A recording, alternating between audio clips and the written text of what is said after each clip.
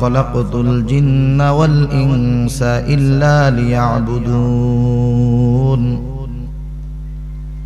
আল্লাহ রাব্বুল আলামিন বলেন, আমি মানুষ এবং জিন জাতিকে সৃষ্টি করেছি আমি আল্লাহর দাসত্ব করার জন্য। তাহলে আল্লাহ তাআলার হক আমাদের থেকে প্রাপ্য হলো এক নাম্বার আল্লাহ তাআলার ইবাদত করা, দাসত্ব করা। দুই নাম্বার আল্লাহ তাআলার সাথে শিরক না করা, কারণ শিরক হলো এমন একটি অন্যায়, এমন একটি অপরাধ। আল্লাহর নবী বলেন এই শিরক হলো মহা অন্যায়। আল্লাহ তাআলা কোরআনুল কারীমের মধ্যে বলেন, ইন্নাশ শিরকা লাযুলমুন আযীম। আল্লাহ তাআলা বলেন শিরক হলো মহা অন্যায়, মহা অপরাধ। কত বড় জঘন্য অপরাধ এই শিরক। আল্লাহ তাআলা বলেন সব গুনাহ আমি আল্লাহ মাফ করে দিব, কিন্তু শিরকের গুনাহ আমি আল্লাহ মাফ করব না। তাওবা ছাড়া যদি কেউ মারা যায় তাহলে তার ঠিকানা হলো চিরস্থায়ী জাহান্নাম। আল্লাহ বলেন ইন্নাল্লাহা লা ইয়াগফিরু আন ইউশরাকা বিহি ওয়া ইয়াগফিরু মা দুনা যালিকা লিমান ইয়াশা। আল্লাহ তাআলা সব গুনাহ মাফ করে দিতে চাইছেন, কিন্তু শিরকের গুনাহ আল্লাহ তাআলা মাফ করবেন না। তাওবা ছাড়া যদি কেউ মারা যায় চিরস্থায়ী জাহান্নামে। তাহলে আল্লাহ তাআলার অন্যতম হক হলো আল্লাহর গোলামি করা, তার সাথে শিরক না করা। এই শিরক কোন অবস্থাতেই করা যাবে না। তার উলুহিয়তের ব্যাপারেও শিরক করা যাবে না, তাওহীদের ব্যাপারে শিরক করা যাবে না, তার কোন সিফাতের সাথে শিরক করা যাবে না। আর গোলামি দাসত্ব একমাত্র হবে আল্লাহর। এটা হলো আল্লাহর হক। এরপরে যেই হক সেটা হলো বান্দার হক তথা সৃষ্টির হক। কোন ব্যক্তি যদি আল্লাহর হক নষ্ট করে, কোন ব্যক্তি যদি আল্লাহ তাআলার গোলামি না করে, নামাজ না পড়ে, রোজা না রাখে, হজ না করে, যাকাত না দেয়, আল্লাহর হক নষ্ট করলো। আল্লাহ তাআলা যেমন মহান, আল্লাহ রাব্বুল আলামিনের ক্ষমা, দয়া, রহমত, মোহাব্বত তত মহান। আল্লাহর হক নষ্ট করলো। আল্লাহ তাআলা যদি চায়, মহান আল্লাহ তার দয়া রহমত দিয়া কিয়ামতের ময়দানে তার হকটা যেই বান্দা নষ্ট করেছে, রহমানুর রহিম আল্লাহ যদি চায় কিয়ামতের ময়দানে তার হকটা মাফ করে দিতে পারে। পারে কি পারে না? কারণ আল্লাহর তো একটা ওয়াদা আছে, শিরক ছাড়া সব গুনাহ আল্লাহ চাইলে মাফ করে দিতে পারে। আল্লাহ যেমন মহান, তার ক্ষমা তেমন মহান। কিন্তু মানুষ সে তো ক্ষুদ্র, তার অন্তরের ক্ষুদ্রতা আছে, তার দয়া ক্ষুদ্র, তার রহমত ক্ষুদ্র, মায়া ক্ষুদ্র। এই জন্য হক তো এমন একটা জটিল ব্যাপার। আল্লাহ হয়তো কিয়ামতের ময়দানে তার হক গুলা মাফ করে দিতে পারেন, কিন্তু দুনিয়ার মানুষ যদি কারো কাছে হক প্রাপ্য হয়, কঠিন কিয়ামতের দিন মুসিবতের সময় প্রতিটা মানুষ হয়তো এই চিন্তা করবে, দুনিয়ার কারো কাছে যদি হক প্রাপ্য থাকে, সেই হককে কাজে লাগাইয়া কেমন করে কিয়ামতের ময়দানে জান্নাত পাওয়া যায়। এই জন্য বান্দার হকটা বড় জটিল একটা বিষয়।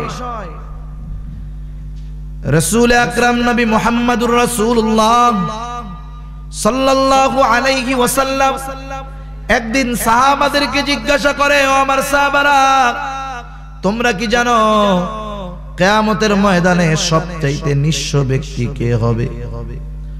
সাহাবারা বলেন, আল্লাহ এবং তার রাসূল ভালো জানেন কিয়ামতের ময়দানে সবচাইতে নিঃস্ব ব্যক্তি কে হবে। আল্লাহর নবী বলেন, শোনো, কিয়ামতের ময়দানে একটা মানুষ পাহাড় পরিমাণ নেক নিয়ে আল্লাহর সামনে উপস্থিত হবে। ওই লোকটার নামাজের অভাব নাই, দান সদকার অভাব নাই, যাকাতের অভাব নাই, হজের অভাব নাই, নফল আমলের অভাব নাই। আমলের পাহাড় সওয়াব নিয়ে আল্লাহর সামনে দাঁড়াবে আর মনে মনে চিন্তা করবে, আহারে আজকে আমার জান্নাতে যাওয়াটা কে ঠেকায়? আজকে তো আমার আমলের পরিমাণ এত বেশি, অবশ্যই আজকে আমার জন্য আল্লাহ তাআলা জান্নাত অবধারিত করে রাখছে। মনে মনে মজায় থাকবে, মজায়। ওই লোকটা শুধু অপেক্ষা করতে থাকবে তরফ থেকে অনুমতি পাওয়া যায়। আল্লাহ রাব্বুল আলামিন অনুমতি দেওয়ার পূর্বে আল্লাহ তাআলার কাছে একজন ব্যক্তি আইসা ওই পাহাড় পরিমাণ নেকের মালিকের বিরুদ্ধে আল্লাহর কাছে অভিযোগ দায়ের করবে। ওই লোকটা আইসা বলবে, আল্লাহ, এই যে পাহাড় পরিমাণ নেকের মালিক আজকে পাহাড় পরিমাণ নেক নিয়া আপনার অনুমতির অপেক্ষা করতেছে জান্নাতে যাওয়ার জন্য। আয় আল্লাহ, এই লোকটাকে জান্নাতে দেওয়ার পূর্বে এই লোকটার ব্যাপারে আপনার কাছে আমার কিছু অভিযোগ দায়ের করার আছে।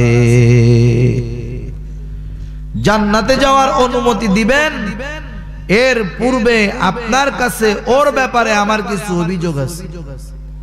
কারণ কিয়ামতের দিন আল্লাহ রাব্বুল আলামিন ইনসাফের আদালত কায়েম করবে। দুনিয়ার আদালতে তো যে মাজলুম সে ওইখানে যাইয়া আরো বিপদে পড়ে, ঠিক কিনা বলুন? যে জালেম সে কিন্তু আইনের ফাঁক দিয়া বাইর হইয়া যাইতে পারে, কিন্তু যে মাজলুম জালেমের হাতেও মরে, পুলিশের হাতেও মরে, সমাজের যারা প্রভাবশালী ব্যক্তি তাদের হাতেও মরে, ঠিক কিনা বলুন? জালেমের উপরে শুধু মানুষের প্রাধান্যতা বেশি থাকে, কিন্তু মাজলুমের উপরে সবাই অত্যাচার করে, জুলুম করে। মাজলুম দুনিয়ার মধ্যে ন্যায় বিচার পায় না, কিন্তু এই জুলুম কিয়ামতের দিন তো ভীষণ অন্ধকার ধারণ করবে। আল্লাহ তাআলা সেই দিন জুলুমের আদালত নয়, আল্লাহ বলেন কিয়ামতের ময়দানে ইনসাফের আদালত আল্লাহ কায়েম করবে। আল্লাহ তাআলা বলেন, ওয়ানাদাউল মাওয়াজিনাল কিসতা লিয়াউমিল কিয়ামাহ ফালা তুযলামু নাফসুন শাইআ ওয়া ইন কানা মিসকালা হাববাতিন মিন খারদালিন আতাইনা বিহা ওয়া কাফা বিনা হাসিবিন। আল্লাহ তাআলা বলেন, ওয়ানাদাউল মাওয়াজিনাল কিসতা লিয়াউমিল কিয়ামাহ, আমি কিয়ামতের দিন ইনসাফের আদালত কায়েম করব। এমন ইনসাফ সেদিন মানুষের উপরে করা হবে। আল্লাহ বলেন, ফালা তুযলামু নাফসুন শাইআ, কারো উপরে বিন্দু পরিমাণ জুলুম করা হবে না, অত্যাচার করা হবে না। আল্লাহ বলেন, ওয়া ইন কানা মিসকালা হাববাতিন মিন খারদালিন আতাইনা বিহা, যদি কেউ সরিষা দানা পরিমাণ কোনো আমল করে থাকে, আল্লাহ রব্বুল আলামিন ওই আদালতে ওই সরিষা দানা পরিমাণ আমলটাকেও আল্লাহ উপস্থিত করবে। আল্লাহ তাআলার কাছে, আল্লাহ তাআলার সামনে প্রত্যেকের আমল নিয়ে হাজির হবে, আল্লাহ উপস্থিত করবে। শুধু যে আমল উপস্থিত করা হবে তা নয়, আল্লাহ তাআলা সেই দিন প্রতিটা মানুষের আমলের উপরে হিসাব নিকাশ করা লাগবে, বিচার করবে। আল্লাহ হিসাব নিবেন, এই দুনিয়ার ভিতরে আমি কেমনে জীবন কাটাইছি, কি করেছি, কত অপরাধ করেছি, ভালো কাজ করছি। আল্লাহ তাআলা নিজে হিসাব নিবেন। এত মানুষের হিসাব কিভাবে আল্লাহ নিবেন? আল্লাহই বলেন, ওয়া কাফা বিনা হাসিবিন, হিসাব গ্রহণ করার জন্য আমি আল্লাহই আজকে যথেষ্ট। সেই ইনসাফের আদালত, ওই লোকটা আল্লাহর কাছে অভিযোগ দায়ের করবে, আল্লাহ, আমি দুনিয়ার ভিতরে একজন গরিব মানুষ, আমার লোকবল ছিল না, ধনবল ছিল না, জনবল ছিল না, ক্ষমতা ছিল না। আজকে এই পাহাড় পরিমাণ নেকের মালিক আল্লাহ, এ তো দুনিয়ায় আমার প্রতিবেশী ছিল, ওর তো লোকবল ছিল, ধনবল ছিল, প্রশাসনিক বল ছিল, ওর পাওয়ার খাটাইয়া আমি ওর প্রতিবেশী ছিলাম, ওর বাড়ির সৌন্দর্য বর্ধনের জন্য জোর কইরা আমার জমি দখল করে নিয়েছিল। সমাজের মানুষের কাছে অভিযোগ দায়ের করেছি, সবগুলারে টাকা খাওয়াইয়া, পান আর চা খাওয়াইয়া ঠান্ডা বানায় রাখছে। সবাই ওর পক্ষে রায় দিয়েছে। প্রশাসনের কাছে গেছি সুবিচার পাওয়ার আশায়, টাকা দিয়া প্রশাসনের মুখ বন্ধ করে রাখছে। আয় আল্লাহ, দুনিয়ার ভিতরে সঠিক বিচার পাই নাই, আজকের এই দিন, আজকেও কি আপনার কাছে আমি সঠিক বিচারটা পাবো না? আল্লাহ তাআলা বলবেন অবশ্যই, কারণ আজকে হলো প্রতিদান দিবস। আর আজকের এই দিনে দুনিয়ার কোনো প্রশাসনের ক্ষমতা নাই। আজকের এই দিনের একচ্ছত্র অধিপতি হলেন আল্লাহ। আল্লাহ তাআলা বাদীর মামলা গ্রহণ কইরা বিবাদীরে জিজ্ঞাসা করবে অভিযোগ কি সত্য কিনা। কিয়ামতের ময়দান কঠিন মুসিবতের ময়দান। ওই ময়দানে মিথ্যা কথা বলার মতো কোনো সুযোগও নাই, ইচ্ছা করলেও পারবে না। সত্য কথা বলতে সবাই বাধ্য হবে, বাধ্য করা হবে। কারণ কিয়ামতের ময়দানটা তো এমন এক ময়দান। আল্লাহ তাআলা বলেন, আল ইয়াউমা নাখতিমু আলা আফওয়াহিহিম ওয়া তুকাল্লিমুনা আইদিহিম ওয়া তাশহাদু আরজুলুহুম বিমা কানু ইয়াকসিবুন। আল্লাহ তাআলা বলেন, আল ইয়াউম, আজকের এই দিন অর্থাৎ কিয়ামতের দিন, নাখতিমু আলা আফওয়াহিহিম, আমি তাদের মুখের উপরে মোহর মেরে দিব।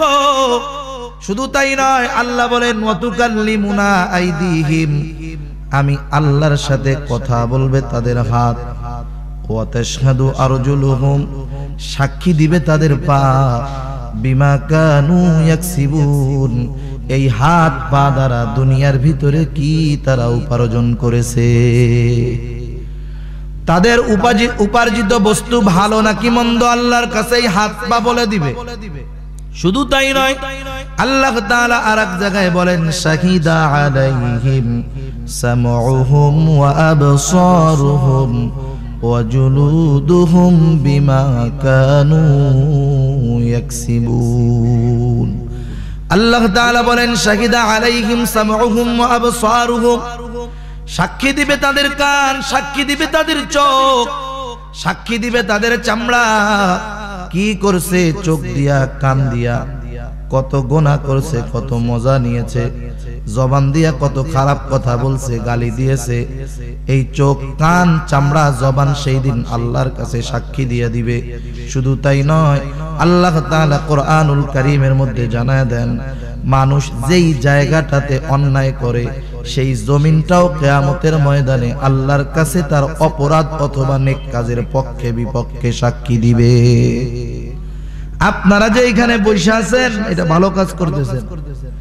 আল্লাহ তাআলার কাছে যদি এতটুকু বিষয় পছন্দনীয় হয়ে যায়, এই জমিন আল্লাহর কাছে বলবে যে অমুক দিন এই কিছু সময় আমি জমিনের উপরে বসা সওয়াবের কাজ না করুক, কমপক্ষে গুনাহ করে নাই। সেই দিন তো ফাঁকি দেওয়ার উপায় থাকবে না। লোকটা সেই জন্য দুনিয়ার আদালতে যেমন 200 টাকা হলে সাক্ষী পাওয়া যায়, কিয়ামতের ময়দানে 200 টাকায় সাক্ষী পাওয়া যাবে না। মিথ্যা সাক্ষী দেওয়ার উপায় থাকবে না। সে তার অপরাধের কথা সে স্বীকার করতে বাধ্য হবে। আল্লাহ তাআলা এইবার বিবাদীকে বলবে, দাও, ওর উপরে তুমি জুলুম করছিলা, হক নষ্ট করছিলা, তুমি ওর হক গুলা আদায় করে দাও। বলেন তো, কিয়ামতের ময়দানে টাকা থাকবে? জোরে বলেন, টাকা থাকবে? গাড়ি বাড়ি জমি থাকবে? কিছুই থাকবে না। ও এইবার বলবে, আয় আল্লাহ, এত দুনিয়া না, দুনিয়া না, দুনিয়া যদি হইতো ওর 1 শতক জমি জোরপূর্বক দখল করছি, প্রয়োজনে 100 শতক দিতাম। এত দুনিয়া না, কিভাবে তার জমি আমি ফেরত দিব? এইবার বাদী বলবে, আয় আল্লাহ, এত দুনিয়া না, দুনিয়া না, দুনিয়ায় আমার কাছে কিছু জমি ছিল, ওর জমির প্রয়োজন ছিল, এই জন্য ক্ষমতার দাপটে অবৈধভাবে আমার জমিটা দখল দিয়েছে। দুনিয়ায় ওর জমি ছিল তাই জমি দখল দিয়েছে। আল্লাহ, আজকের এই কঠিন মুসিবতের দিন আমার জমির প্রয়োজন নাই, টাকার প্রয়োজন নাই। আল্লাহ, আজকের এই দিন আমার যেইটা প্রয়োজন ওর কাছে সেইটা আছে। দুনিয়ায় ওর যেইটা দরকার ছিল আমার কাছে ছিল, আমারটা তো অন্যায়ভাবে নিয়েছিল। আয় আল্লাহ, আজকে আমার যেইটা প্রয়োজন সেটা তো ওর কাছে আছে, আমি জুলুম কইরা নিব না, আমি আমার হকের বিনিময়ে তার কাছ থেকে নেকি নিতে চাই। এইবার ওই পাহাড় পরিমাণ নেকের মালিক বাদীর হক আদায় করবে নেকি দিয়া। দুনিয়ায় তো অনেক সময় এরকম হয়, একজনের কাছে মানুষে টাকা পায়, টাকা দিতে পারে না, লাস্টে কি কয়, ভাই টাকা তো দিতে পারবো না, এক কাম কর, আমার জমি আছে, যেই টাকা পাও সেই টাকার পরিমাণ জমি নিয়ে নাও। তাহলে অনেক সময় সম্পদের বদলে, টাকার বদলে জমি দিয়া লেনদেন হয় কি হয় না? কিয়ামতের ময়দানে দুনিয়ার সম্পদের বিনিময় হবে নেক দিয়া। এইবার ওই বাদীকে নেক দিয়া তার হক আদায় করা হবে। যেই ব্যক্তির অভ্যাস মানুষের হক নষ্ট করা, জুলুম করা, কমার্শিয়াল জালেম যারে কয়, ও এক দুই জনের সাথে জুলুম করে না, ও তো হাজার হাজার মানুষের সাথে জুলুম করে। সুবহানাল্লাহ। কমার্শিয়াল জালেম, প্রফেশনাল জালেম বুঝেন নাই? কিছু লোক আছে মানুষের উপরে অত্যাচার করাই হলো তাদের অভ্যাস। এইরকম মানুষ কি এক দুইজনের উপরে জুলুম করে নাকি? অনেক মানুষের উপরে করে। অনেক সময় তো এমন হয় একটা মানুষের উপরে জুলুম করার কারণে ওই জুলুমটা একজনের উপরে থাকে না, অনেকজন মানুষের উপরে পতিত হয়, ঠিক কিনা বলেন? মনে করেন একটা লোক সিএনজি চালায়, সিএনজি, এই সিএনজি চালানোর যেই টাকা তার হয়, এর দ্বারা তার পেটের খাবার হয়, তার মা বাবার পেটে খাবার যায়, ওষুধ যায়, স্ত্রীর পেটে খাবার যায়, সন্তানের প্রয়োজন মিটায়। মনে করুন একজন সিএনজি ওয়ালার টাকায় 5টা মানুষের রিজিকের ফয়সালা হয়। আপনার ক্ষমতা আছে, আপনি একটা সময় ক্ষমতার বাহাদুরি দেখাইয়া সিএনজি ওয়ালার সিএনজি সহ মাইরা সাইজ করে ফালায়া দিলেন, সিএনজিটা নষ্ট বানায় ফেললেন, ওকে পিটায় আহত বানায় ফেললেন ক্ষুদ্র কারণে। এই লোকটা আহত হলো, তার সিএনজিটা নষ্ট হয়ে গেল, ওর একার উপরে এই জুলুমের প্রভাব পড়ে নাই, বাকি পরিবারের 9 জনের উপরেও পড়ছে, ঠিক কিনা বলুন? তাহলে অনেক সময় একটা মানুষের উপরে জুলুম করার দ্বারা এর প্রভাব 10 জনের উপরেও পড়ে। ওই রকম প্রফেশনাল জালেম একজনের উপরে জুলুম করে না, প্রফেশনাল ভূমিদস্যু একজনের ভূমি দখল দেয় না, ও তো অনেক মানুষের উপরে জুলুম করে, অনেক মানুষকে ঠকায়, ঠিক কিনা বলুন? এইবার যখন একজন ন্যায় বিচার পাওয়া যায়, তখন দেখবে আরো লাইনে লাইনে অভিযোগকারী আল্লাহর কাছে অভিযোগ দায়ের করতেছে। এক একজন আইসা অভিযোগ দায়ের করে, আর আল্লাহ বলে, ও বান্দা, দুনিয়ায় ওদের হক নষ্ট করছো, আজকে হক আদায় করো। ওই পাহাড় পরিমাণ নেকের মালিক মানুষের হক আদায় করতে করতে করতে করতে একটা সময় তার নেক খালি হয়ে যাবে। এখন নেক আর গুনাহ সমান হয়ে যাবে। একটু আগে যেই লোকটার মুখে হাসি ছিল, জান্নাতে যাইতে পারবে, হাসি শেষ, নেকও শেষ, ফুর্তিও শেষ, অভিযোগকারীর লাইন শেষ হয় নাই, আরো অভিযোগকারী একের পর এক আসতেছে, বলে আল্লাহ আমাদের হকটাও আদায় করে দেয়। এইবার লোকটা বলবে, আল্লাহ মানুষের হক আদায় করতে করতে সওয়াব যা ছিল সব শেষ, কিছু নাই। এইবার মানুষেরা বলবে, আল্লাহ ওর সওয়াব নাই, তাতে কি হইছে? আমার কাঁধে তো গুনার পাহাড় রয়ে গেছে, সওয়াব লাগবে না, আমার গুনাহগুলা নিয়া আমাকে হালকা বানায়া দে। এইবার হক নষ্টকারী ব্যক্তি মানুষের হক আদায় করার স্বার্থে তাদের গুনাহ নিজের কাঁধে নিতে হবে। যেই লোকটা একটু আগে পাহাড় পরিমাণ নেকের মালিক ছিল, মানুষের হক নষ্ট করে তাদের হক আদায় করতে গিয়া এখন পাহাড় পরিমাণ গুনার মালিক। নবী আমার বলেন, শুনে নাও সাহাবারা, এই লোকটার মতো নিঃস্ব লোক আর কিয়ামতের ময়দানে কেউ হবে না। যার গুনার পাহাড় নিয়ে উঠছে এর তো এক চিন্তা, কিন্তু যেই লোকটা নেকের পাহাড় নিয়ে উঠলো, শুধুমাত্র মানুষের হক নষ্ট করার কারণে সব গেল, গুনার পাহাড় হয়ে গেল, দুঃখ বেশি না? এক মানুষ পায় নাই কিছু, মাছ মারতে গেছে, কিছু পায় নাই, এক দুঃখ। মাছ মারতে মারতে শেষ সময় আইসা নদীতে জাল টানছে, বড় 20 কেজি ওজনের একটা বোয়াল পাইছে। সারাদিন যে মাছ পায় নাই, যে কষ্ট মুহূর্তের ভিতরে ভুলে যাবে না? বোয়াল মাছ 20 কেজি ওজন, শক্তিটা কত! একটা ছাটানি দিয়ে আবার নদীর মধ্যে গেছে গা। এখন বলেন তো কি হবে? সারাদিন ওর যা কষ্ট হয়েছিল মাছ না পাইয়া, মাছটা পাওয়ার পরে যখন হারায় গেল কষ্ট 100 গুণ বেড়ে যাবে, ঠিক কিনা বলেন? তাহলে পায় নাই এক ব্যাপার, পাইয়া হারাইছে ডাবল খারাপ লাগবে। কেন এই খারাপ? কারণ ওর নামাজের কমতি ছিল না, রোজার কমতি ছিল না, হজের কমতি ছিল না, একটাই অভ্যাস ছিল খারাপ, যে মানুষের হক নষ্ট করত। এই জন্য নবী আমার জানায় দেন, তোমরা সেই দিন আসার পূর্বে সতর্ক হয়ে যাও যেই দিন আল্লাহ তাআলা বাদী বিবাদীর মধ্যে ফয়সালা করে দিবে। তোমরা যদি দুনিয়ায় কারোর সাথে একটু খারাপ আচরণ কইরাও থাকো, ওই দিন আসার পূর্বে তোমরা একে অপরের কাছে ক্ষমা চেয়ে নাও। সেই জন্য এক মুমিন অপর মুমিনের সাথে খারাপ ব্যবহার করবে না, যদি করে তাহলে এতেও এক মুমিনের হক নষ্ট করা হবে। এত জটিল ব্যাপার বান্দার হক। আর সেইখানে তো আল্লাহ তাআলা মা বাবার হকটাকে কতই না জটিল করে দিয়েছেন। আল্লাহ তাআলা, আল্লাহ রাব্বুল আলামিন নিজের হকের পরপর মা বাবার হকের কথা বলছেন। আল্লাহ তাআলা তার ইবাদত করার পরপর মা বাবার অধিকারের কথা আল্লাহ তাআলা বলছেন। কত জটিল ব্যাপার। শুধু তাই নয়, আল্লাহ তাআলা বলেন ওয়া কাদা রাব্বুকা আল্লা তা'বুদু ইল্লা ইয়্যাহ। কাদা অর্থ হলো সিদ্ধান্ত তথা চূড়ান্ত সিদ্ধান্ত, যেই সিদ্ধান্তের উপরে আর কলমের খোঁচা দেওয়ার মতো কোনো। আমাদের দেশের নিয়মটা কি? রাষ্ট্রীয় আইনটা তো এইরকম, জজ কোর্ট রায় দিয়েছে এই লোকটার ফাঁসি হবে। লোকটা এবার হাইকোর্টে আপিল করলো, দেখা গেল হাইকোর্ট বলল যাবজ্জীবন। তাহলে জজ কোর্টের রায়ের কোনো বেল নাই, ঠিক কিনা বলেন? হাইকোর্ট যায় কইল তোর যাবজ্জীবন। ও চিন্তা করলো আরেকটা জায়গায় সুপারিশ করা যাইতে পারে, রাষ্ট্রপতির কাছে সুপারিশ করলো। রাষ্ট্রের পিতা দয়া মোহাব্বত কইরা বলে হাইকোর্টের সিদ্ধান্ত বাতিল, জজ কোর্টেরটাও বাতিল, তুই বেকসুর খালাস।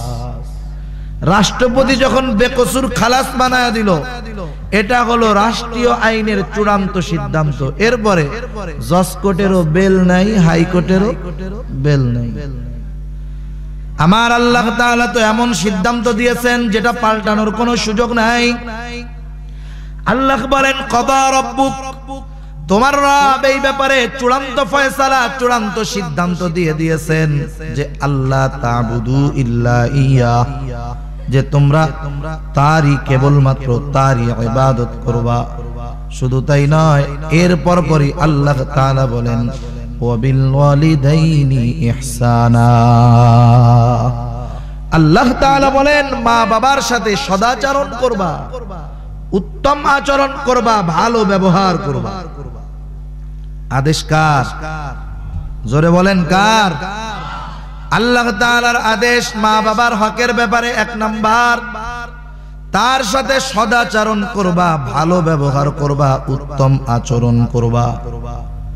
মা বাবার সাথে গরম গলায় কথা বলবা না, মা বাবার সাথে ধমক দিয়ে কথা বলবা না। এরপরে আল্লাহ তাআলা বলেন ইম্মা ইয়াবলুগান্না ইনদাকাল কিবারা আহাদুহুমা আও কিলাহুমা ফালা তাকুল লাহুমা উফ। আল্লাহ তাআলা প্রথমে বলছেন তাদের সাথে ভালো আচরণ করবা, এটা আমভাবে আল্লাহ তাআলা বলে দিয়েছেন। এরপরে বিশেষ করে বার্ধক্যে যখন মা বাবা উপনীত হবে, বার্ধক্যের ব্যাপারটা আল্লাহ তাআলা আরেকটু গুরুত্ব সহকারে বলছেন। কারণটা কি বলবো? 1 নাম্বার, মা বাবা যখন শক্তিশালী থাকবে, বৃদ্ধ হবে না, উপার্জনের ক্ষমতা থাকবে, সংসার চালানোর মতো ক্ষমতা থাকবে, এই মুহূর্তে মা বাবার সাথে যেমন আচরণ হবে হুবহু ওই রকম আচরণটাও বার্ধক্যকালে করতে হবে। তার মানে সর্বহালতে মা বাবার সাথে ভালো ব্যবহার করতে হবে। কিন্তু এরপরেও আল্লাহ তাআলা বার্ধক্যের সময়ের কথা উল্লেখ করার কারণ হলো মানুষ যখন বার্ধক্যে উপনীত হয়ে যায়, অনেক ক্ষেত্রে তো যেই মা বাবা সন্তানের জন্য সারাটা জীবন কষ্ট করলো, নিজের রক্তকে পানি বানাইয়া সন্তানের জন্য আয় করলো, ওই মোহব্বতের বাবা যখন বৃদ্ধকালে উপনীত হয়, অনেক সন্তান ওই মা বাবাকে নিজের ঘর থেকে বাহির করে দেয়। আল্লাহ তাআলা এই জন্য বার্ধক্যের কথা বিশেষভাবে উল্লেখ করেছেন। আল্লাহ তাআলা খুব সতর্কতার সাথে আমাদেরকে জানায় দিচ্ছেন, বান্দারা শুনে নাও, মা বাবার সাথে সর্বহালতে উত্তম আচরণ তো করবা। শুধু তাই নয়, শুনে নাও, ইম্মা ইয়াবলুগান্না ইনদাকাল কিবার আহাদুহুমা আও কিলাহুমা, তাদের মধ্য থেকে উভয়ে অথবা উভয়ের একজন তোমার কাছে থাকা অবস্থায় যখন বার্ধক্যে উপনীত হবে, বৃদ্ধ হয়ে যাবে, তাদের আর অর্থ ইনকাম করার মতো সুযোগ থাকবে না, মা আর গৃহস্থলী কাজ করতে পারবে না। এই সময় জানি সেই মা বাবাকে তোমরা বোঝা না মনে করো। এই জন্য আল্লাহ তাআলা জানায় দেন, ইম্মা ইয়াবলুগান্না ইনদাকাল কিবারা আহাদুহুমা আও কিলাহুমা ফালা তাকুল লাহুমা উফ, কখনো তাদের সাথে উফ শব্দটারও ব্যবহার করবা না। আরবি ভাষার বিরক্তবোধ বোঝানোর জন্য সবচাইতে ছোট শব্দটা হলো উফ। মনের মধ্য থেকে একটা বিষয় বিরক্তি ভাব প্রকাশ করার জন্য সবচাইতে ছোট শব্দটা হলো উফ। আল্লাহ তাআলা মা বাবার উপরে বিরক্ত হয়েও এই শব্দটা ব্যবহার করতে আল্লাহ তাআলা না করেছেন, নিষেধ করেছেন। কেন? দেখেন, একটা মানুষ যখন বার্ধক্যে উপনীত হয়, ৬০-৬২ বছর বয়স যখন হয়, তার মধ্যে আবার পুনরায় শিশুসুলভ চরিত্র ঢুকে যায়। দাঁতগুলো আস্তে আস্তে নরম হয়ে যায়, দাঁত পড়া শুরু হয়ে যায়, চামড়ায় ভাঁজ হয়, দৃষ্টিশক্তি কমে যায়, শ্রবণ শক্তি কমে যায়, স্মরণ শক্তি কমে যায়। এই জন্য অনেক সময় মুরব্বীরা ইচ্ছায় নয়, বার্ধক্যের কারণে এক কথা বারবার জিজ্ঞাসা করে, ঠিক কিনা বলুন? অথচ চিন্তা করার বিষয় রে ভাই, আজকে আমার মা আমার বাবা বার্ধক্যে উপনীত হওয়ার কারণে, স্মরণ শক্তি দুর্বলতার কারণে, মুখস্থ শক্তি দুর্বলতার কারণে, দৃষ্টি শক্তির কমতির কারণে একটা কথা বারবার জানতে চায়, শুনতে চায়, এতে আমি আপনি বিরক্ত হয়ে যাই। অথচ এই বাবাকে, এই মাকে আমি যখন ছোট ছিলাম, আমারও বুঝ শক্তি ছিল না। একটা জিনিস যদি ১০০ বারও জানতে চাইতাম, কখনো মা বাবা বিরক্ত হতো না, প্রতিবার হাসি খুশির সাথে সন্তানের জবাব দিত। ছোট বাচ্চা এক বাবারে যদি একটা জিনিস বারবার দেখায়, জিজ্ঞাসা করে, আব্বু এটা কি, আব্বু এটা কি, আব্বু এটা কি, যতবার জিজ্ঞাসা করে মা বাবা সন্তুষ্ট চিত্তে হাসি মুখে ততবার জবাব দেয়, ঠিক কিনা বলেন? অথচ আমাদের অবস্থা কি? বাবা একটা কথা ২-৪ বার জিজ্ঞাসা করছে, সাথে সাথে একটা ধমক দিয়া বলছি। ধমক দিতে তো মানাই করেছেন, বিরক্ত হইতেও আল্লাহ মানা করেছেন, বিরক্ত পর্যন্ত হওয়া যাবে না। আল্লাহ তাআলা বলেন, বান্দা শুধু যে বিরক্ত হবা না এমনটা নয়, ফালা তাকুল্লাহুমা উফফিউ ওয়ালা তানহারহুমা, সাবধান বান্দা, তাদের উপরে কোনো সময় ধমকের সুরেও কথা বলবা না। ধমকের সাথে কথা বলবা না, বিরক্ত তো হবাই না, ধমকের সাথে কথা বলবা না, ধমকের সাথেও কথা বলা যাবে না। আরে বিরক্ত যেখানে হওয়া যাবে না, সেখানে ধমক দেওয়ার প্রশ্নই তো আসে না, ঠিক কিনা বলেন? অথচ আল্লাহ তাআলা আলাদা আলাদা ভাবে বলে দিতেছে, স্তর বাই স্তর। কারণ মানুষ প্রথমে একটা বিষয়ে বিরক্ত হয়, এরপরে ধমক দেয়। আল্লাহ তাআলা সেই জন্য বলে, বান্দা বিরক্ত হবি না। কোন ব্যক্তি যদি বিরক্ত না হয়, সে কিন্তু ধমক দিবে না, কিন্তু যদি বিরক্ত হয়, তাহলে নিজের অজান্তে এক সময় তার জবান থেকে ধমকমূলক কথা বের হয়ে যেতে পারে, ঠিক কিনা বলেন? সেজন্য আল্লাহ বলে, বান্দা সাবধান, ফালা তাকুল লাহুমা উফফিন ওয়ালা তানহারহুমা ওয়া কুল লাহুমা কওলান কারীমা।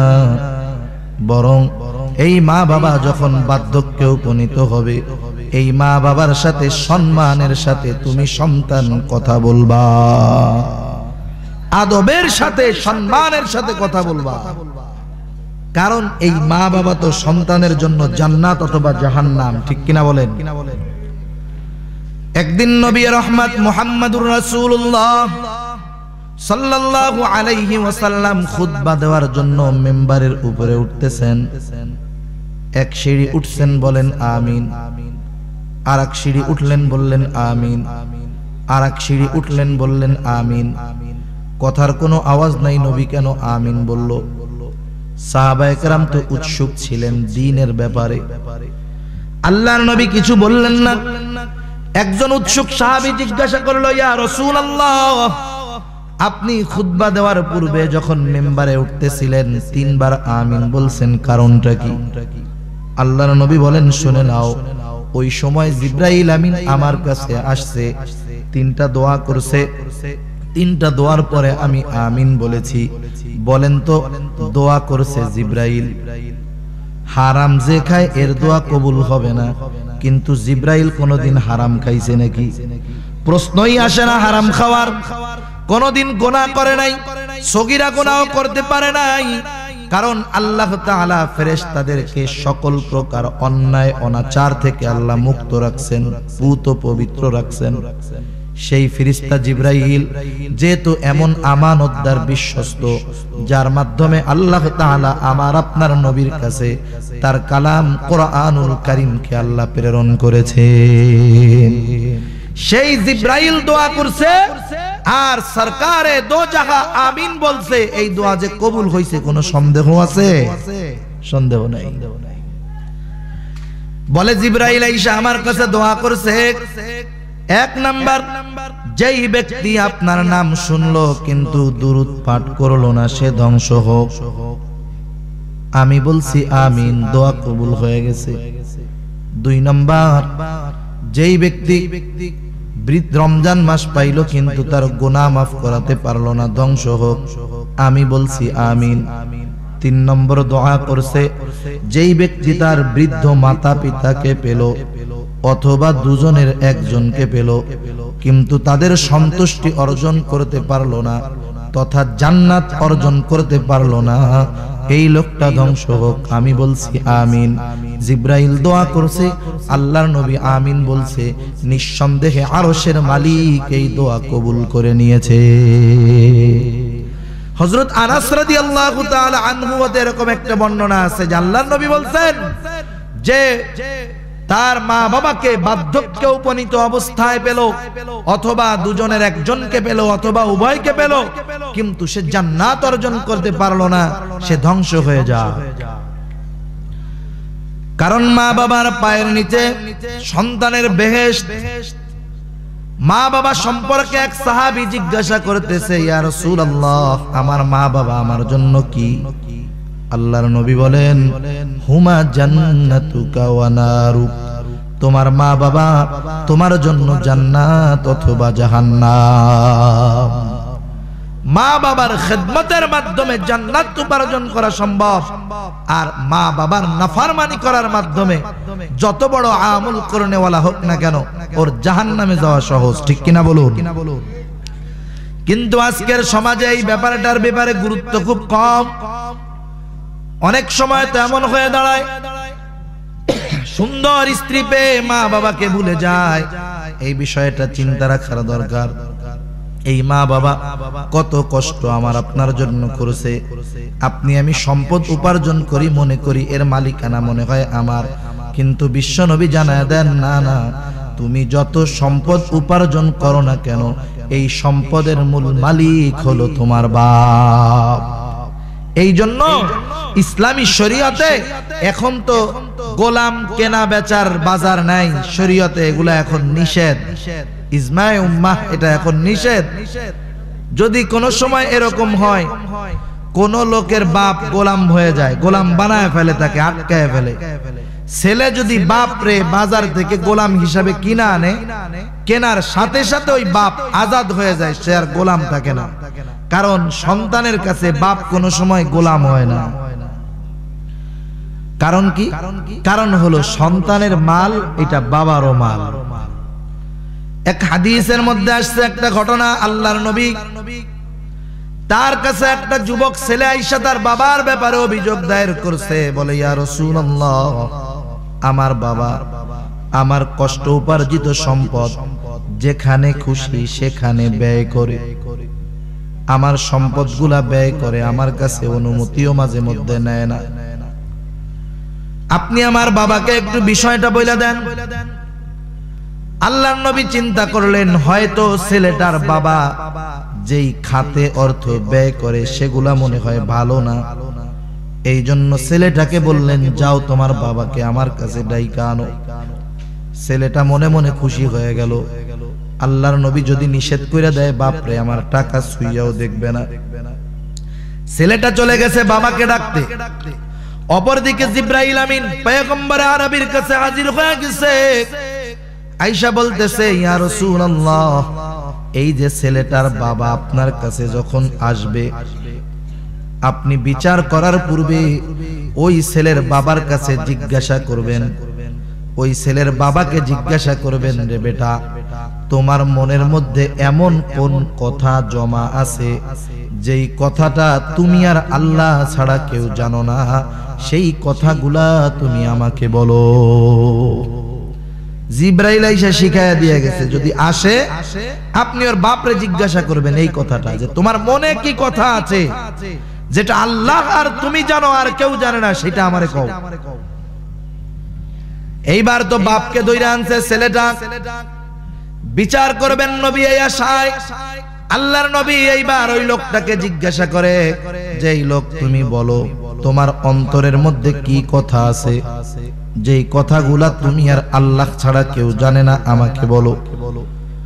লোকটা চোখের পানি ছেড়ে দিয়ে বলে, ইয়া রাসূলুল্লাহ, আমার অন্তরের মধ্যে কোন কথা আছে আমি যদি আপনাকে না বলি, আল্লাহ আপনাকে জানায়া দিবে, আমি আপনার কাছে কথাগুলা লুকাবো না।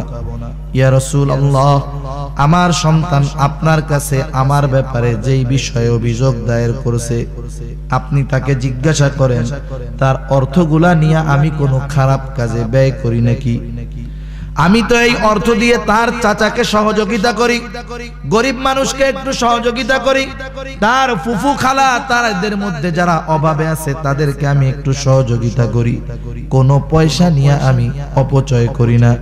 আর আমার মনের কথাগুলো হলো এই, ইয়া রাসূলুল্লাহ, আমি এই সম্পদগুলা নেওয়ার কারণে আমার সন্তান আমাকে তিরস্কার করে, বেশি কথা বলে, অথচ সে আমার সাথে খারাপ আচরণ করে, প্রতিবেশীর সাথে ভালো ব্যবহার করে, আমার সাথে রুক্ষ ব্যবহার করে। আমার মনটা তখন কেঁদে কেঁদে বলে, হায় রে সন্তান, তুমি যখন ছোট ছিলা তোমার চাহিদা পূরণে আমি বাবা কত পরিশ্রমী না করেছি, জীবনের ঝুঁকি নিয়া, রক্তকে পানি বানাইয়া, কিন্তু সন্তান রে, আজকে আমি বার্ধক্যের কাছাকাছি চলে গিয়েছি, তুমি আজকে সুস্থ সবল দেহর মালিক হয়েছো, আজকে তুমি আমাকে ধমক দাও, আজকে তুমি আমার সাথে রূঢ় আচরণ করো, কিন্তু তুমি তো আমার সেই সন্তান যেই এখন অসুস্থ হইছো, অসুস্থ সন্তান, তুমি ঘুমায় আছো, জ্বর হইছে তোমার, কিন্তু এই জ্বরের কষ্ট আমি পিতার অন্তরকে শান্ত থাকতে দেয় নাই, তুমি ঘুমায় আছো, সারাটা রাত আমি তোমার মাথার মধ্যে পানির পট্টি দিয়ে দিয়েছি, সজাগ থাকছি, কখন না জানি তুমি জ্বরের কষ্টে তুমি ঘুম থেকে উঠে যাও। আরে সন্তান, তোমার জন্য এইরকম কত কষ্ট করেছি, না খেয়ে থাকছি, তবুও তোমাকে ক্ষুধা লাগতে দেই নাই। ওরে সন্তান, আজকে তুমি আমার সাথে একটু প্রতিবেশীর মতো ব্যবহার পর্যন্ত করো না। এই কথাগুলা আমি বারবার বলি, ইয়া রাসূলুল্লাহ। আল্লাহর নবী কথাগুলা শুনলেন, বুঝতে পারলেন, হাদিসের মধ্যে আসছে, সাথে সাথে ছেলেটার বুকের কাপড় সহ কলার যেরকম ধরা হয়, দুই হাত দিয়া ধইরা বসলেন। ধরে আল্লাহর নবী বলতেছেন, এই ছেলে, আনতা ওয়া মালুকা লিয়াবিক, তুমিও তোমার বাবার, তোমার মালও তোমার বাবার। আল্লাহর নবী ধমকের সাথে বইলা দিলেন, তুইও তোর বাপের, তোর মালও তোর বাপের, তাহলে বাবার অধিকার কতটুকু। কিন্তু আফসোস, আজকে এই 21 শতাব্দীতে আইসা সভ্যতার নামে অসভ্য জগতে বাবা মার তো প্রাপ্য হক আমরা দেই না, বরং নিজের ঘরে বৃদ্ধ মা বাবাকে রাখা অনেক ক্ষেত্রে অনেক বদ সন্তান কষ্টের কারণ মনে করে। আছে না নাই? এর আলামত তো বহুত। প্রতি জেলায় জেলায় বৃদ্ধাশ্রম, শুধুই নতুন নতুন বৃদ্ধাশ্রম হইতেছে। এর কারণটা কি? বৃদ্ধদের প্রতি যুবকদের অনীহা বাড়তেছে, শ্রদ্ধা সম্মান কমতেছে, মা বাবার প্রতি সন্তানদের মায়া মোহাব্বত কমতেছে, তাদের হক আদায় করতেছে না। এই জন্য নামমাত্র কিছু টাকা দিয়া মা বাবাকে বৃদ্ধাশ্রমে রেখে আসতেছে। ঘরের ভিতরে কিছু মেয়েও বিবাহ শাদী এরকম কইরা আনে, যারা তাদের মা বাবাকে বিরক্তি মনে করে। আছে না নাই এরকম? কতজন তো তার স্বামীকে এই শর্ত দিয়েই বসে, তোমার সাথে বিবাহ বসতে রাজি, কিন্তু তোমার মা বাবার সাথে থাকতে রাজি নাই। বলে কি বলে না? এটা কেমন কুসন্তান? এই কথা বলার পরে ওই মেয়েকে বিবাহ করে যে সন্তান, আমি বলি ওর মতো জালেম আর কেউ নাই। ঠিক কিনা বলেন? অপেক্ষা কর, তুই তোর বাপ মার সাথে যেমন আচরণ করবি তার দ্বিগুণ খারাপ আচরণ তোর জন্য অপেক্ষা করতেছে। ঠিক।